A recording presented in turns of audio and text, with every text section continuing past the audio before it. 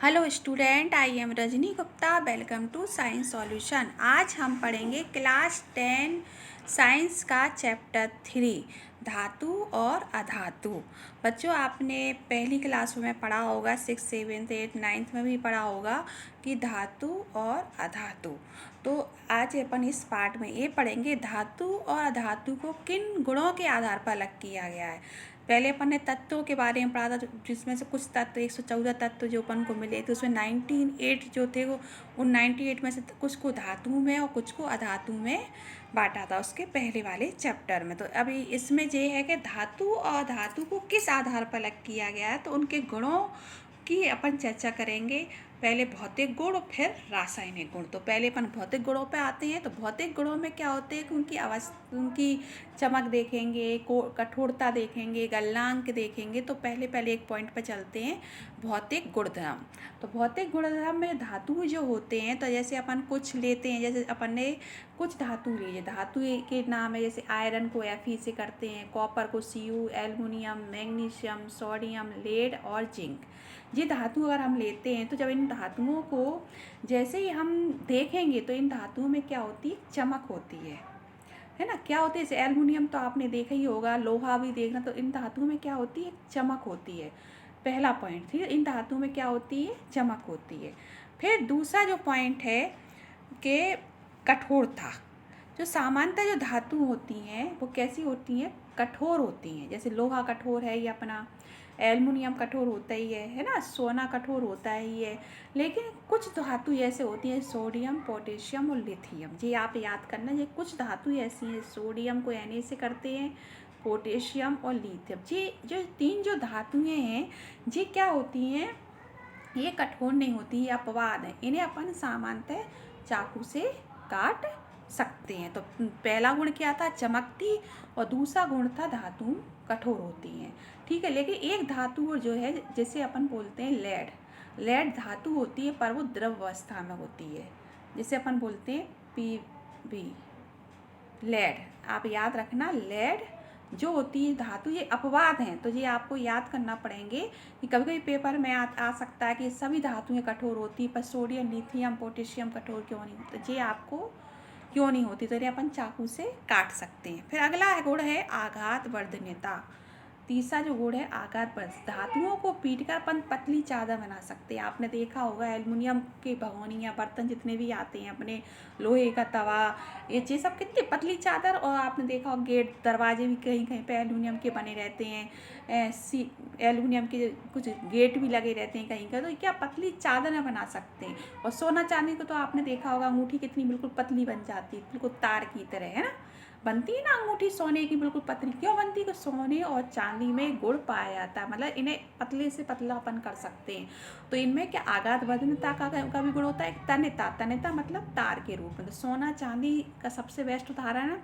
अपन चाहे इतना पतला तार इसका बना सकते। कॉपर के तार जो आते हैं, कॉपर के तार, तो इन सब धातुओं में क्या पीठ का चादर बनाने की क्षमता होती है, और तार। तो ये दो गुण इनके पाए जाते हैं, आघात वर्धनीयता और तन्यता। ये दोनों धातुओं में ये गुण होते हैं। तो हो गए 4 गुण हो गए। पहले उनकी चमक, फिर उनका कठोरता, और फिर उनका आघात वर्धनीयता। और धातुएं क्या होती हैं, ऊष्मा की सुचालक होती हैं। ऊष्मा की सुचालक होती हैं मतलब ये ऊष्मा को अपने अंदर प्रभावित होने देती हैं। जैसे प्लास्टिक का तार क्यों नहीं बनता, इसलिए नहीं बनता कि प्लास्टिक ऊष्मा का क्या है, कुचालक है, जबकि धातु ऊष्मा की सुचालक। इसलिए तार जो बनते हैं कॉपर के बनते हैं। और कॉपर के तारों के ऊपर किसकी परत लगी रहती है, प्लास्टिक की, PVC की लगी रहती है, जिससे जो तार का अपन का जो है, तार को छूने पर करंट नहीं लगता। तो ये है। और लेड और मरकरी जो होता है वो क्या होता है, ऊष्मा का कुचालक होता है। क्या होता है, ऊष्मा के कुचालक। पेपर में आ सकता है कि ये धातु हैं, लेड और मरकरी क्या है, धातु हैं, ठीक है, पर ये ऊष्मा की कुचालक होती है। इनमें ऊष्मा प्रभावित नहीं होती, जबकि कॉपर और चांदी सबसे अधिक ऊष्मा की चालक है। क्यों है, क्योंकि इनका गलनांक बहुत अधिक होता है। मतलब गलनांक का अर्थ है कि ये बहुत, मतलब चाहे बहुत ताप भी बढ़ जाएगा पर ये गलेंगी नहीं, उच्च ताप पर भी ये गलती नहीं। अभी अपन ने पढ़ा था, इन तारों के ऊपर एक बिजली जो घर तक पहुंचती है PVC की एक परत चढ़ी रहती, क्यों, जिससे अपना जो तार है अपन को करंट ना लगे। और वो जो प्लास्टिक है वो पिघलती नहीं है। जैसे तार से विद्युत धारा प्रभावित होगी, जब तार से विद्युत धारा पर तो तार गर्म होगा, तार के साथ प्लास्टिक नॉर्मल प्लास्टिक होगी तो पिघल जाएगी, इसलिए इस पर जो पीवीसी की परत चढ़ी है तो वो पिघलती नहीं है, थर्मोसेटिंग प्लास्टिक की होती है। और धातुएं, पांचवा जो गुण है, छठवां गुण, धातुओं में क्या होती है, टकराने पे आवाज़ उत्पन्न करती है। आपने देखा होगा मंदिरों की घंटी, स्कूलों की घंटी जैसी अपन बजाते तो कितनी आवाज़ अच्छी आती है। तो धातुओं में सोनोरस मतलब ध्वनि आवाज़ उत्पन्न करती हैं। अब अपन पढ़ते हैं अधातुओं के बारे में। अधातु जैसे कार्बन, सल्फर, आयोडीन, बच्चों इनके नाम याद कर लेना, कभी कभी आते हैं। धातु किसे कहते हैं, कुछ उदाहरण देकर समझाइए। धातु किसे कहते हैं, उदाहरण देकर समझाइए। तो ये आपको याद होना चाहिए। ऑक्सीजन और हाइड्रोजन ये क्या है, अधातु हैं। लेकिन इसमें एक ब्रोमीन एक ऐसी अधातु है जो कैसी है, द्रव अवस्था में, जबकि सब जो अधातु है ठोस है या गैस है। लेकिन ब्रोमीन जो है वो कैसी अवस्था में है, द्रव अवस्था। और वहाँ अपन ने पढ़ा था लेड कैसी है, मरकरी जो है अपनी वो कैसी है, द्रव अवस्था में। मरकरी को छोड़कर सभी सारी धातुएं कमरे के ताप पर ठोस अवस्था में पाई जाती। तो ये धातुओं में मरकरी द्रव अवस्था में है और अधातु में ब्रोमीन द्रव अवस्था में। आप याद करना बिल्कुल। धातुओं का जो गलनांक होता है, गलने की जो क्षमता होती है, बहुत देर से गलती हैं। लेकिन जो धातुओं में जो गैलियम और सीजियम है ये बहुत जल्दी गल जाते हैं। जैसे ही हथेली में लेंगे तो हथेली की जो ऊष्मा से ही ये पिघल जाएंगे। ठीक है। अधातु क्या होती है, अभी अपन ने पढ़ा था, धातु चमकीली होती है, अधातु नहीं होती। लेकिन अधातुओं में अपवाद है, आयोडीन जो होती है वो चमकीली होती है। तो ये आप ये समझ लेना कि ये अपवाद में इसी में से कोई क्वेश्चन आ सकते हैं। ऐसे कार्बन कार्बन अपनी क्या अधातु है, जो इसके प्रत्येक रूप को अपन कहते हैं अपर रूप। अपर रूप प्रश्न आ सकता है कि अपर रूप किसे कहते हैं, तो कार्बन एक अधातु है, इसके ही रूप को अपन अपर रूप कहते हैं। हीरा और ग्रेफाइट इसके अपर रूप हैं। जो ग्रेफाइट होता है विद्युत का सुचालक होता है, हीरा जो सबसे कठोर होता है, इसका जो गलनांक और क्वथनांक बहुत अधिक होता है, मतलब बहुत देर से गलते हैं, हीरा बहुत देर से गलता है। जी मैंने पहले ही बता दिया था। लिथियम, सोडियम, पोटेशियम ये आदि धातु कैसी हैं, वैसे हमने क्या पढ़ा, धातुएं कैसी होती हैं, कठोर होती हैं ना, हार्ड होती हैं। लेकिन किसको छोड़कर, लिथियम, सोडियम, पोटेशियम ये कितनी मुलायम होती हैं, इन्हें अपन चाकू से भी काट सकते हैं। तो ये धातुओं में ये अपवाद है। तो अपन ने देखा कि कुछ धातुओं में ये गुण सूट नहीं कर रहा है। जैसे अपन ने पढ़ा कुछ धातुएं कठोर होती पर कुछ तो सॉफ्ट है ना। तो इसके आधार पर धातु अधातुओं में वर्गीकरण नहीं हो पा रहा है। तो अपन क्या है, रासायनिक गुणधर्म के आधार पर धातु और अधातुओं का वर्गीकरण करेंगे। किसके आधार पर, रासायनिक गुणधर्म के आधार पर। अभी अपन ने भौतिक गुणधर्म के आधार पर देखा, तो भौतिक गुणधर्म पर अपन ने अपवाद मिले कि धातुएं कठोर होती हैं, पर लिथियम, सोडियम, पोटेशियम तो है ही नहीं है कठोर, है ना, मुलायम है। और फिर अपन ने देखा कि धातुएं जो धातुओं में चमक होती है, धातुओं में नहीं होती। पर आयोडीन तो अधातु है, पर इसमें चमक है। तो भौतिक गुणों के आधार पर अपन धातु अधातुओं का वर्गीकरण नहीं कर पाए। तो फिर अपन रासायनिक गुण देखेंगे, रासायनिक गुणों में इस दोनों में क्या अलग अलग प्रतिक्रियाएं होती हैं। तो सबसे पहले जो है धातुओं के रासायनिक गुण, धातुओं O2 माना वायु में दहन करने से क्या होता है, माना वायु मतलब ऑक्सीजन। तो धातु क्या होती है, ऑक्सीजन से क्रिया करके धातु ऑक्साइड बनाती है। जैसे कॉपर अपनी धातु है, ऑक्सीजन से क्रिया करी, कॉपर ऑक्साइड बनाया। तो कॉपर ऑक्साइड क्या होता है, काले रंग की परत जम जाती है कॉपर के ऊपर। इसी प्रकार एक एल्युमिनियम है, एल्युमिनियम ने क्रिया करी ऑक्सीजन से, मतलब ऑक्सीजन का अर्थ है वायु, पेपर में आ सकता है वायु से क्रिया या ऑक्सीजन से क्रिया, बात बराबर है, तो आप इसे समझना। तो एल्युमिनियम ने ऑक्सीजन से क्रिया करी तो एल्युमिनियम ऑक्साइड बना। लेकिन जो धातु के जो ऑक्साइड होते हैं वो ज़्यादातर क्षारीय प्रकृति के होते हैं, क्षारीय होते हैं। लेकिन कुछ अपवाद हैं, जैसे एल्युमिनियम ऑक्साइड, जिंक ऑक्साइड, जिनके जो धातु ऑक्साइड होते हैं अम्लीय भी होते हैं और क्षारीय, दोनों प्रकार का व्यवहार प्रदर्शित करते हैं। तो इसे अपन बोलते हैं उभयधर्मी ऑक्साइड। मतलब उभयधर्मी ऑक्साइड किसको कहेंगे, ऐसे धातु के ऑक्साइड जो अम्लीय और क्षारीय दोनों गुण प्रदर्शित करें उन्हें अपन कहते हैं उभयधर्मी ऑक्साइड। और ऐसे धातु ऑक्साइड जो अम्ल या क्षार दोनों से क्रिया करके क्या बनाते हैं, लवण और क्षार बनाते हैं। क्या बनाते हैं, लवण और क्षार। जैसे ये धातु के ऑक्साइड है, ये HCl अम्ल है, NOH क्षार, इन्हें क्रिया करके लवण बनाया और क्या बनाया, जल बनाया। और जो धातु के ऑक्साइड होते हैं जल में अघुलनशील होते हैं, लेकिन इनमें से कुछ जल में घुलकर क्या प्रदान करते हैं, क्षार देते हैं, कुछ घुलते हैं। ज़्यादातर तो जो धातु ऑक्साइड होते हैं जल में घुलते नहीं, पर जो घुलते हैं वो घुल कर क्षार देते हैं। क्षार का मतलब NaOH, ये तो आपको मैंने पहले ही बता दिया था। अम्ल मतलब जो H पॉजिटिव आयन दे, क्षार मतलब जो OH नेगेटिव आयन दे, तो ये क्षार प्रदान करते हैं। इसी प्रकार जो अपन देखते हैं कि जो सोडियम और पोटेशियम और लिथियम, ये धातुएं होती जैसे ही वायु के संपर्क या ऑक्सीजन के संपर्क में आती है तो हाल आग पकड़ लेती है। ये प्रश्न आता है कि सोडियम पोटेशियम को अपन मिट्टी के तेल में क्यों रखते हैं, तो केरोसिन में क्यों रखते हैं, इसलिए रखते हैं जैसे ही ये हवा के संपर्क में आती है तो ये आग पकड़ लेती है, तो इससे सुरक्षित होने के लिए इन्हें मिट्टी के तेल में डुबो कर रखा जाता है। जबकि जो सामान्यतः जो और धातुएं हैं जैसे मैग्नीशियम, एल्युमिनियम, जिंक, लेड, ये भी धातुएं हैं, पर इन पर एक परत चढ़ जाती है, काले रंग की परत चढ़ जाती है, पर इनका कुछ नहीं होता। पर एक लोहा होता है, लोहा को गर्म करने पर इसका दहन तो नहीं होता, पर ये जलता है। आपने देखा होगा लोहा जब जलता है तो लाल रंग का हो जाता है, तेजी से जलने लगता है। लोहे की बात कर रहे हैं हम, मतलब ये सब पूरी धातुएं, जो धातु हैं तो सोडियम, पोटेशियम ये भी धातु है आपकी, मैग्नीशियम, एल्युमिनियम, जिंक, लेड ये भी धातु है, आयरन भी आपकी धातु है और कॉपर भी आपकी धातु है। तो इसका प्रत्येक अलग अलग तरह से बढ़ा। तो एक क्वेश्चन ऐसे आ सकता है, सोडियम और पोटेशियम को मिट्टी के तेल में क्यों रखते हैं। फिर दूसरा क्वेश्चन ये आ सकता है, मैग्नीशियम, एल्युमिनियम, जिंक, लेड पर ऑक्साइड की पतली परत क्यों चढ़ जाती, क्योंकि ये ऑक्सीजन से क्रिया कर लेते हैं। एक क्वेश्चन ये भी आता है कि कॉपर ऑक्साइड पर काले रंग की परत चढ़ जाती, तो ये भी वायु से क्रिया करने पर होता है। लेकिन जो सिल्वर और गोल्ड ये भी अपनी धातु मतलब चांदी और सोना, ये ऑक्सीजन से क्रिया नहीं करते, तभी तो अपन चांदी और सोना अपन पहनते हैं, क्योंकि ये जैसे रहते हैं वैसे ही रहते हैं। फिर इसके बाद आता है, अपन ने अभी पढ़ा, सोडियम सबसे अधिक क्रियाशील था, मैग्नीशियम ने धीमी क्रिया करी, और इसके बाद जिंक, आयरन, कॉपर, लेड की अभिक्रियाशीलता का क्रम है। तो ये इस प्रकार अपन सोडियम, पोटेशियम वायु से क्रिया बहुत जल्दी दे सकता है, इसलिए अपन इसको मिट्टी के तेल में रखते हैं। अब अगली क्रिया, धातुएं जल के साथ क्रिया करके क्या करती हैं।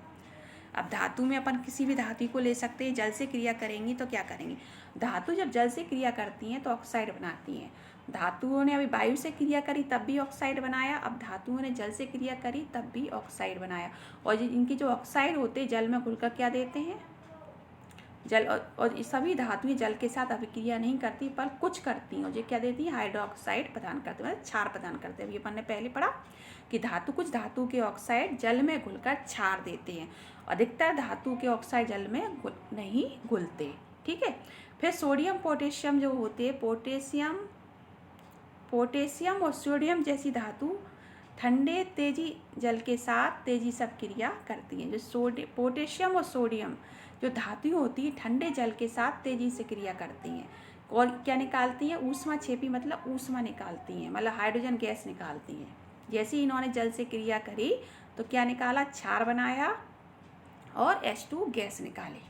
किसने, सोडियम और पोटेशियम में। ये क्रिया आ सकती है कि सोडियम, पोटेशियम जल के साथ क्रिया करके क्या करती हैं, और कौन सी क्रिया, ऊष्मा छेपी। तो आपने पढ़ा था फर्स्ट पास्ट में ऊष्मा छेपी क्रिया क्या होती है। जे उदाहरण वहाँ भी दे सकते हैं। तो आप जिस समीकरण है ना बहुत अच्छे तरीके से समझा करो।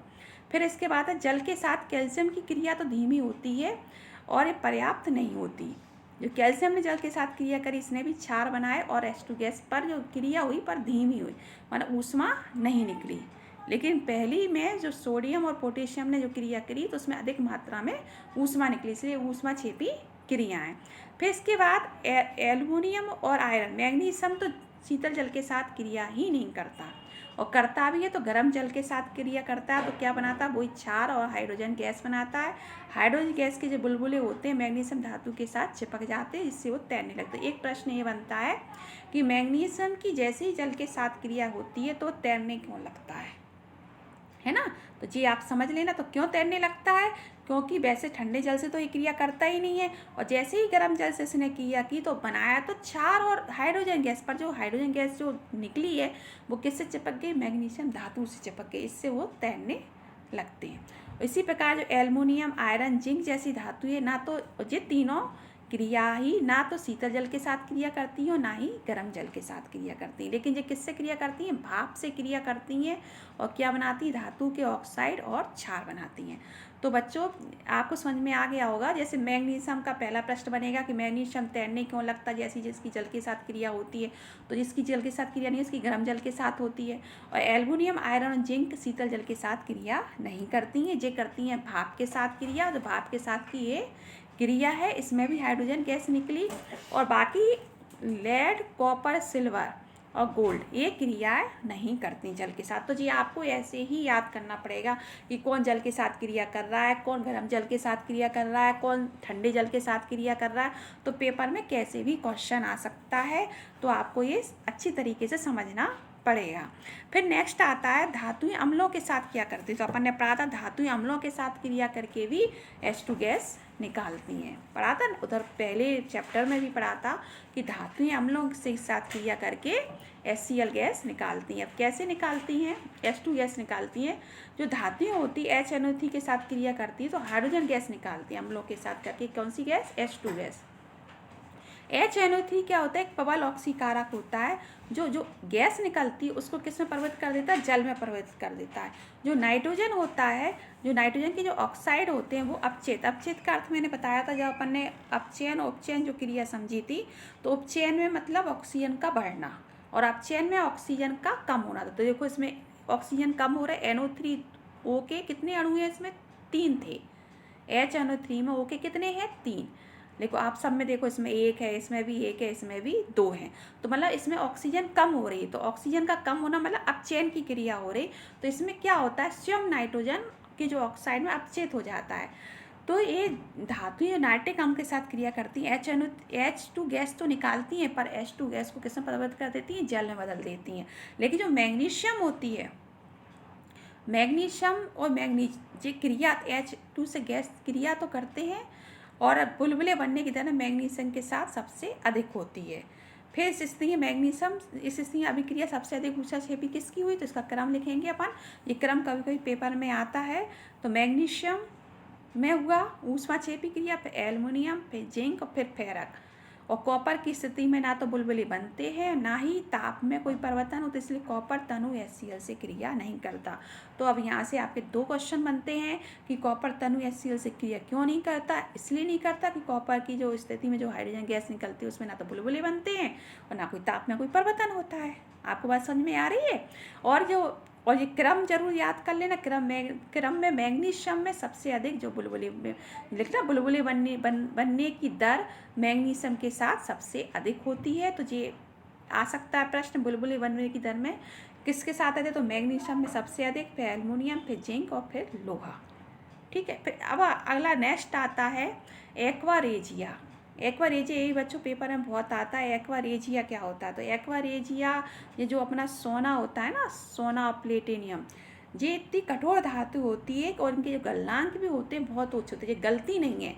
तो इसको गलाने के लिए अपन क्या करते हैं? शांत HCl और शांत HNO3 लेते हैं। आपको पता है शांत HCl और शांत HNO3 जब इन दोनों का जो अनुपात होता है 3.1, मतलब HCl का 3 पॉइंट और HNO3 का 1 पॉइंट, इसे अपन इन दोनों का जो अनुपात है इन दोनों को मिलाया 3 अनुपात इसे 1 अनुपात इसका लेते हैं, जो एक घोल बनता है इसका जो ताजा तब गोल्ड गलता है, सोना अपना गला उसी घोल को अपन कहते हैं एक्वारेजिया। ये पेपर में आ सकता है एक्वारेजिया किसे कहते हैं, या दूसरी तरीके से ऐसे आ सकता है कि सोना या प्लेटिनियम को किससे गलाया जाता है। अगला नेक्स्ट है धातु जो लवण के विलयन के साथ धातु कैसे क्रिया करता है। तो बच्चों अपन ने जो फर्स्ट चैप्टर पढ़ा था उसमें विस्थापन जो क्रिया पढ़ी थी अपन ने, विस्थापन क्रिया में क्या होता था? जो ज़्यादा क्रियाशील जो धातु थी वो जो कम क्रियाशील धातु के विलयन को विस्थापित कर देती है। अपन ने ये पढ़ा था। ऐसे Fe है